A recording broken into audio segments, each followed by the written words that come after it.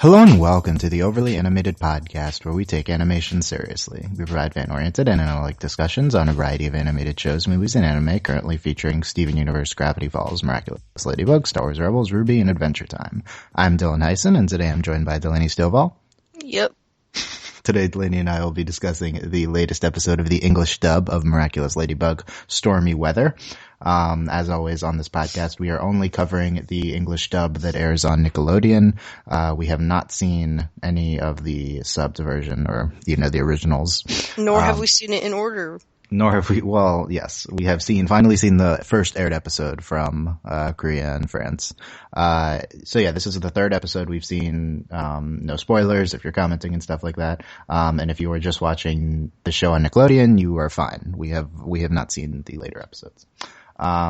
We cover Miraculous Ladybug every week here on the Overly Animated Podcast. You can check us out at overlyanimated.com. So yeah, let's get into Stormy Weather, which is the third episode aired on Nickelodeon, 101 in production order, and the first episode aired in Korea and France. Delaney, what did you think of this episode? I liked it. It seemed, I don't know, like, obviously it was animated darker than the others. I don't know, it just, definitely more danger in this one than the other ones we've watched. And, I don't know, I thought the villain was a bit more interesting, and, I don't know, like, Alia, A+. Yeah. I mean, there's clearly two elements. I ship Alia and Marinette. Last week I asked what their ship name was. We'll get into that. But I think there's two elements clear that make this the best episode we've seen so far. One of them is the villain, Stormy Weather, whatever her name is, Aurora, right? I think she's like clearly the coolest one we've seen. Her design is like great. Her powers are used in interesting ways. Although I don't know why she's like an airbender and a waterbender. Like it's one or the other. Come on. The weather, I guess. She can be both. She's like ice and wind, but that's it. She's a storm. Duh. Yeah, but like why not water? Like regular water. Well, if you can like throw ice at people, why would you make it rain? So you're just insulting the entire concept of normal waterbenders in Avatar. No, yeah, I'm just saying, like, if you can control the weather, and it's not like Hawkmoth cares. You think Hawkmoth, like, controls what powers they get? Because he's like, go, Akuma, and then he's like, haha. Well, then yeah. Obviously their powers have to do with, like, whatever they're mad about. But, like, I don't know, like, how does it manifest itself? My impression is that it's like Hawkmoth not deciding himself. He just like controls this like evil magic or something, which just amplifies their anger. Fair enough. Yeah. Anyway, that's number one. Number two is this is like a heavy Alia episode who's like the best. I'm really pleased that this is like the first episode. Because it like foreshadowing Alia being super important, obviously, right? Obviously. Yeah. And like, I think this was obviously this wasn't the first episode we watched, but what a great start for this show, I think. Like, if it obviously, like, this show is going to be like villain of the week, but this is a really good start. Yeah. And okay, a third thing, before we talk about that is I also think the Ladybug and Cat Noir interactions are like, at their peak in this one. Yes. Yeah. So I think that's like altogether just like to me clearly the strongest episode we've seen so far from the show. Which is interesting because you'd think like the pilot would be like, Yeah, I mean, but if they can like, I don't know if they chose to put this one first, but whatever. Granted, it's also different because like we've seen other episodes. So of course we're comparing. Yeah, well, let's talk about that because we were pretty critical of Nick for not airing these episodes in order to start. And then a lot of you guys said that it doesn't matter what order they're in. So now having seen the first episode, what do you think? Do you think that this would have played better as a first episode than The Bubbler? I actually don't think it would have played better as a first episode. I think if we watched this episode first, some people would be more interested in the show. Yeah, that's possible because it was better. I like, okay, so from the mythology standpoint, this episode isn't much clearer than The Bubbler, but I do think it goes in order, like, slightly better. It's like, this episode like clearly establishes Marinette as like a person, and then like later we get into the a lot of the Ladybug stuff, and like I think it's like slightly clearer, but I think the main thing for me is like this functions better as first episode is the character work that it does. Like this is like a much stronger introduction to Marinette, Alia. I mean, we don't get Adrian's friend, right? And this is a less strong. Yeah, the Bubbler's like the Adrian focused counterpart to this, I guess. But I don't know. I feel like this probably would work better as a character introduction to Marinette than the Bubbler. I would agree.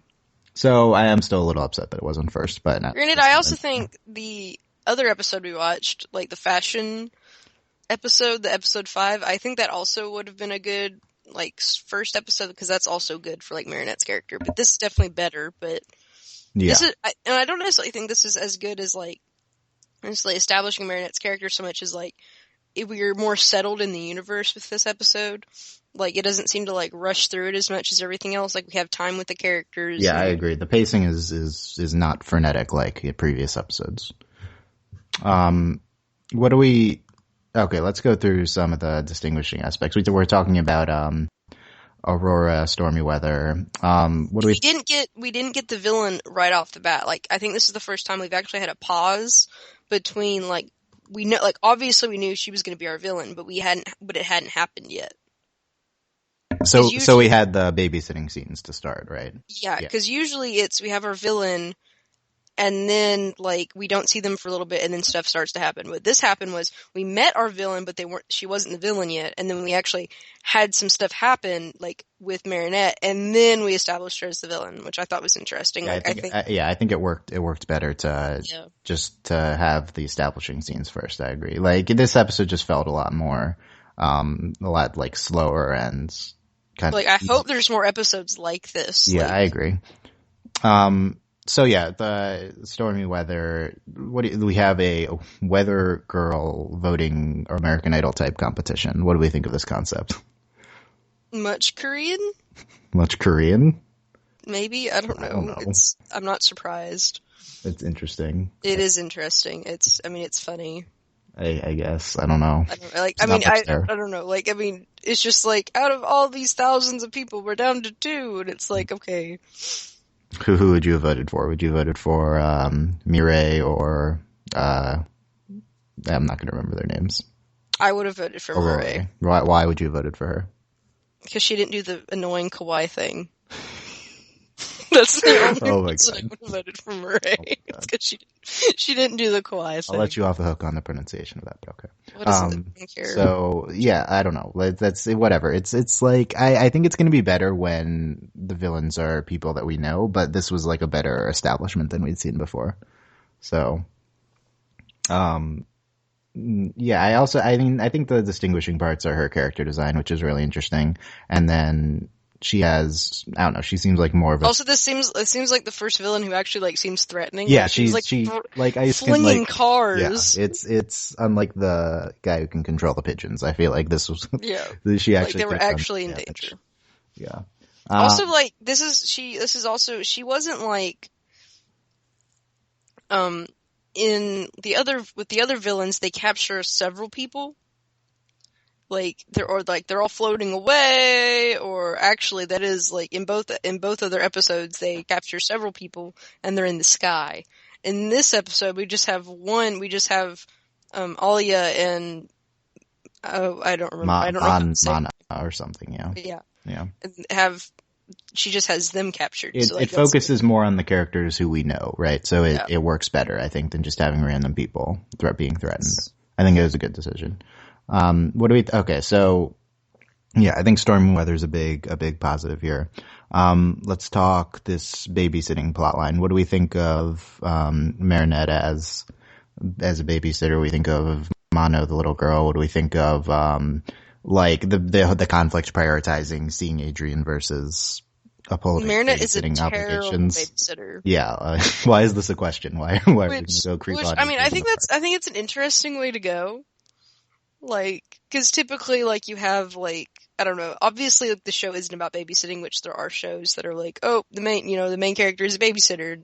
Clearly, this doesn't happen very often, and Marinette has no idea what she's doing. And it feeds very much into her, like, Akko Taco character. And, like, of course, she's Akko Taco character? She's an Akko Taco character. Okay. That is a technical term, Akko Taco. Yeah, I'm sure. And I don't know. And it's even better that Alia is, like, amazing with kids. Yeah. I mean, let's talk Marinette first. So my main concern, I guess, with her character right now is that her non-Ladybug plots are way too focused on just constantly it's crush on Adrian. They're not even focused on they are Adrian. That's like it. Like I'm worried that's like that will just dominate her character because it has dominated her character. Yeah. So far. Like I feel like we need more non-Adrian parts of Marinette to truly care if like. Can we have like an Alia and Marinette like day? I mean, let's talk Alia because, like, yes, we should have that. But so this is our big Alia episode so far. What do we learn about her? She's like she has sisters. Yeah, she has sisters, and she's amazing. And she continues to be a bro for Marinette with Adrian, right? Yes. What do we think of her? She's great, and I already shipped them. Okay, let's talk shipping them, because I asked what their ship name was last time, and I got a few, they don't have a ship names, and then I got one, Conrad. How can people not ship them? Like, well, you can ship them, but not have a ship name. Alia. Okay, let's talk that, because that's a long name. So we have Marinette and Alia. How do we combine these in the optimal way? Alinette, Marla. It's like Marla or Alia. Okay, whatever. So anyway, like, okay, there's one big moment with them at the end, which is like the very last shot of the episode when like they're hugging or like one of them was leaning on the other one or something. Yep. It was like the best, right?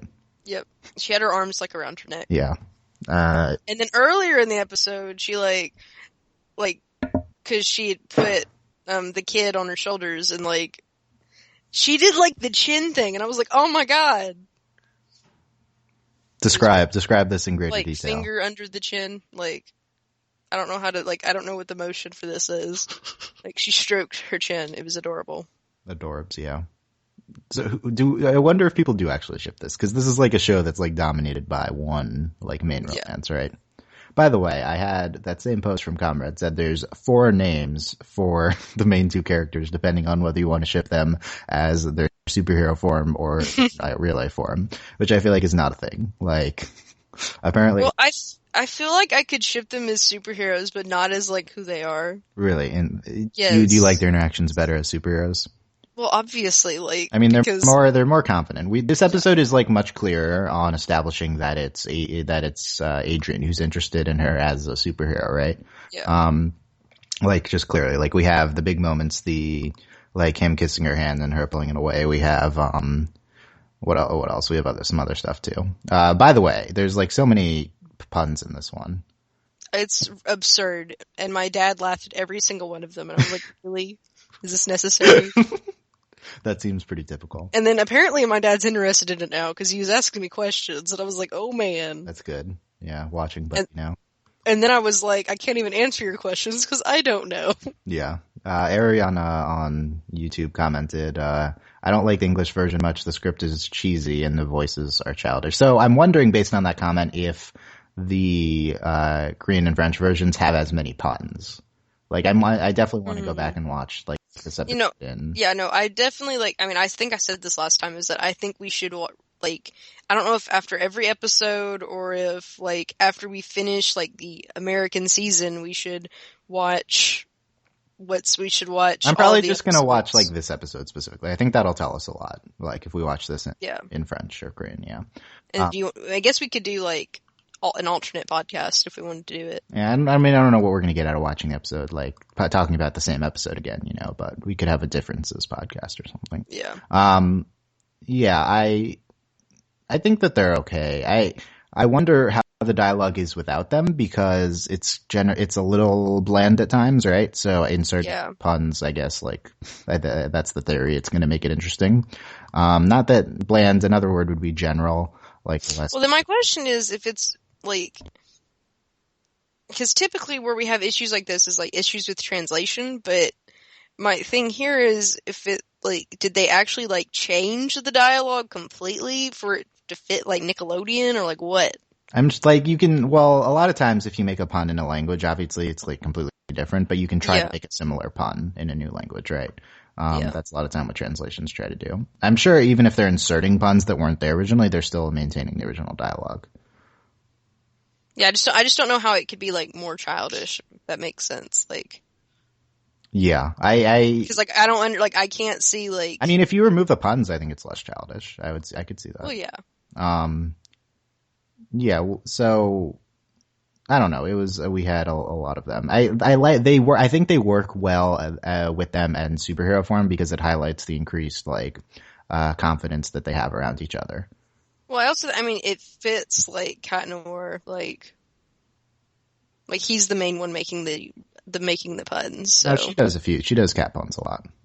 Well, yeah, but I feel like it's like to make fun of him because like he makes puns. Because he's absurd. Yes. We also have them falling on top of each other. We have you can't just watch a show and like actively root against them. You cannot. I mean, I don't. It's just really like irritating. Why is it irritating?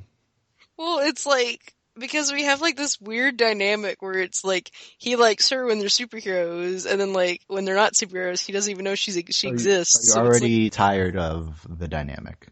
Yes, well, it's a very tired dynamic. Like it's a dynamic that we see all the time. Well, it's like the plot of the show, right? So, but it's. I mean, we're gonna need progression on this at some point because that's my like. If there's some sort of progress, I don't know. Just sigh. It also just continues to not make any sense that they don't know that they're the same person. For real. This was the first episode. One of them didn't need to change back. One of them didn't need to change back. Yeah, because usually we're watching an episode, one of them's like, crap. Oh, yeah, you're right, because they run out of energy, yeah. I don't like that, so I'm glad that they didn't have that this time. It's annoying.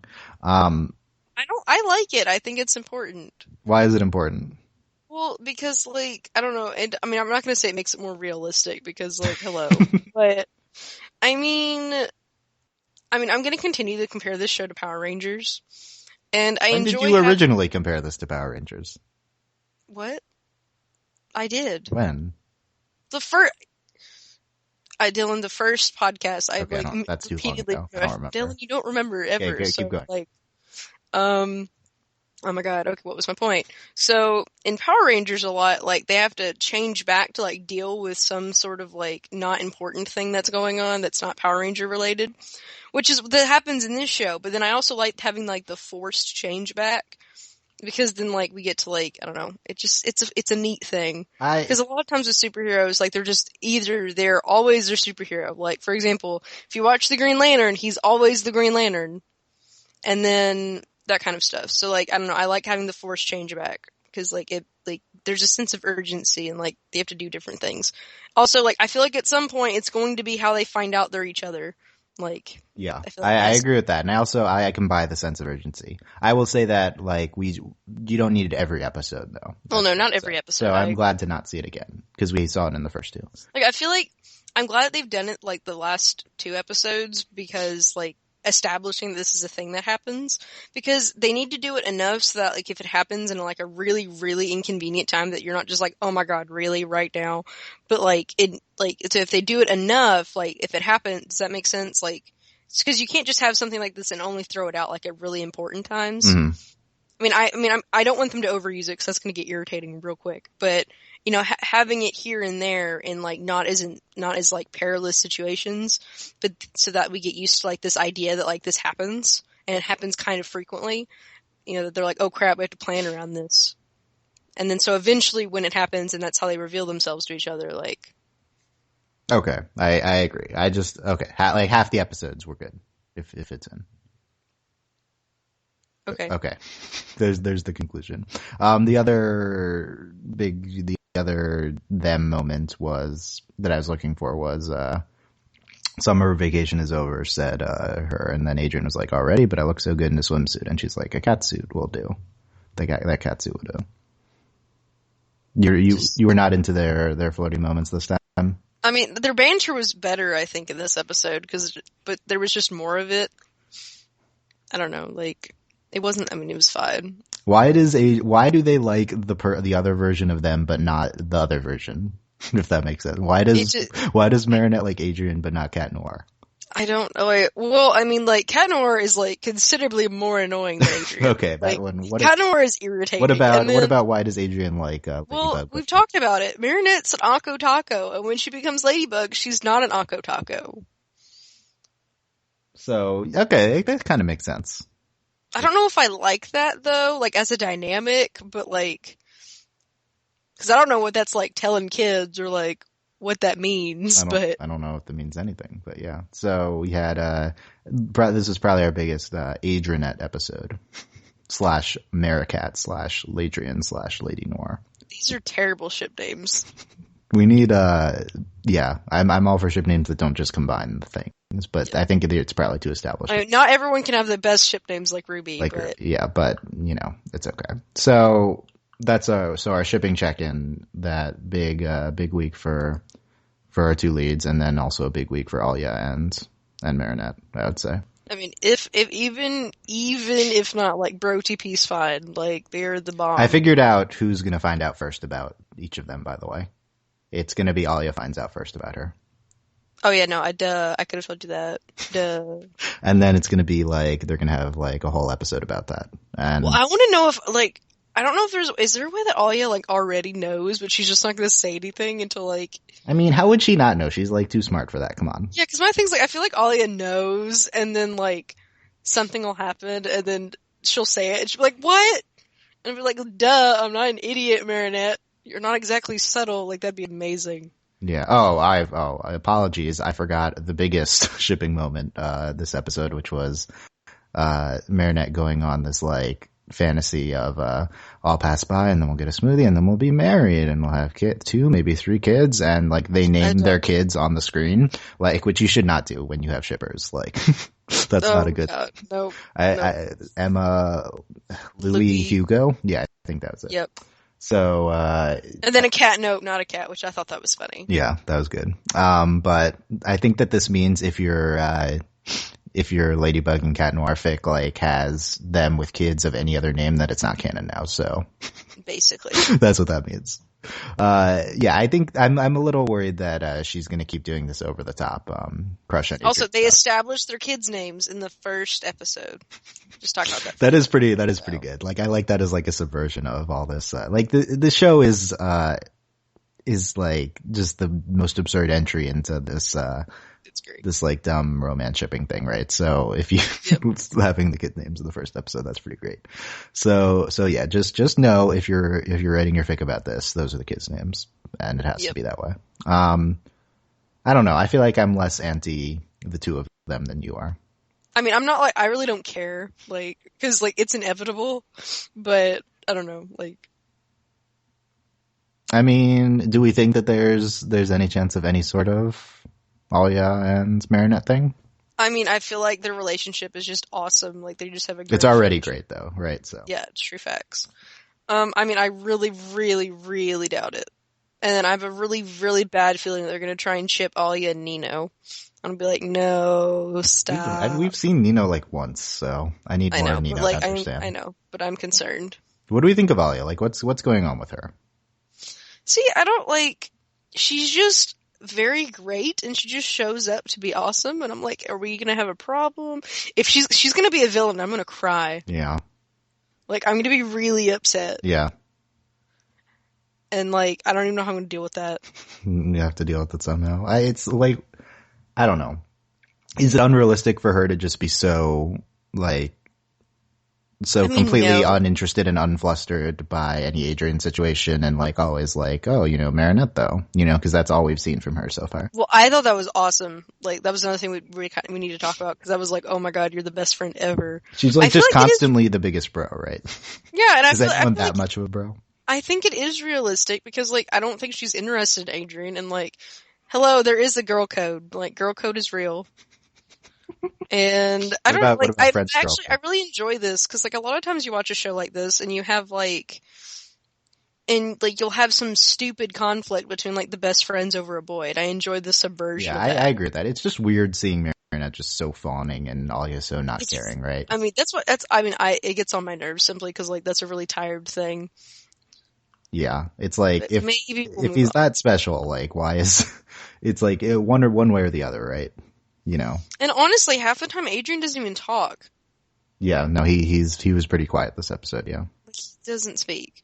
It was adorable though. They did the photo shoot with the kid. Oh yeah, did you like that ending? It was adorable. I enjoyed it, and I had like an inkling that that's what was going to happen when they walked over there. Because like obviously nothing good happens to Marinette, so rude. So obviously she wasn't get to have the photo shoot with him in the first episode. So if Adrian's really that great, why is it only Chloe and Marinette who care about him, right? Like, that's how it works, isn't it? Like, if he's like a big deal, I don't know. Like, there's other people in the show. Oh, we learned people told us the what's her face's name? Yeah, Sabrina is Chloe's friend's name. Yeah, we didn't see this episode. And why is I still don't understand why Adrian is at that school unless because he's like a big deal. Okay, so the mayor's kid's there. If the mayor's kid's there, right? So we need to learn more about the school. I'm not sure what's up with that. Okay, it has to be a private school. I'm assuming like a private, or however France works, like some super elite school for fashion or something. Yeah, I guess. And if so, I'd like to know why Marinette is there, right? Well, obviously she wants to be a. Is she is she super talented, right? I mean, we kind of got a little bit of that, but yeah. I think she is, and I think she wants to be a famous fashion designer. That's I think they established that in episode 5. In episode 5, yep. Okay, so that's good for Stormy Weather. Next week we're getting. Let's see if I can remember. Episode 3. Yay. 4. I don't know. Episode 4. We're getting episode 4. Okay, so far I'm less annoyed that we're watching them out of order, but I just don't understand the logic behind watching them out of order. I'm very glancing over the episode description and I see Alia's name, so that's good for next week. Yay. No, just a warning, next week's podcast might not be out on that Sunday because, they're airing this, on the Sunday of the holidays, right? So we'll see. And I'll be out of town. Yeah, and I will be part of that as well. But we'll have it up at some point. We're going to continue to cover the show. Thanks for your feedback. You can let us know what you thought of the podcast on the YouTube comments. I know if you're watching there, on the overlyanimated.com comments for this podcast, and any other form of communication you can find at overlyanimated.com. I'll try to respond to you. And thank you very much for listening to this, guys, and hope we're doing the show justice on these podcasts because I know there's a lot of big fans of it. Thanks to our current you can support us at patreon.com/overlyanimated. Thanks to our current patrons, Shayna, Mitch, Cordell, Beatrice, Nate, Andy, and Jamie, aka Hannah Fever, Mitch, Cordell, University Beach Exchange, Buzz, like your mailman. And next podcast, next week, and then there's going to be Gravity Falls Theories podcast in there somewhere, but, not as many. This is the only show going right now, so. In Steven Universe. Universe will be back the first week of January. We'll cover it every day that week, so that's cool. So thanks for listening, guys. And I'm not back at school yet. Ha. Ha, yeah, good. We'll see you next time. Bye.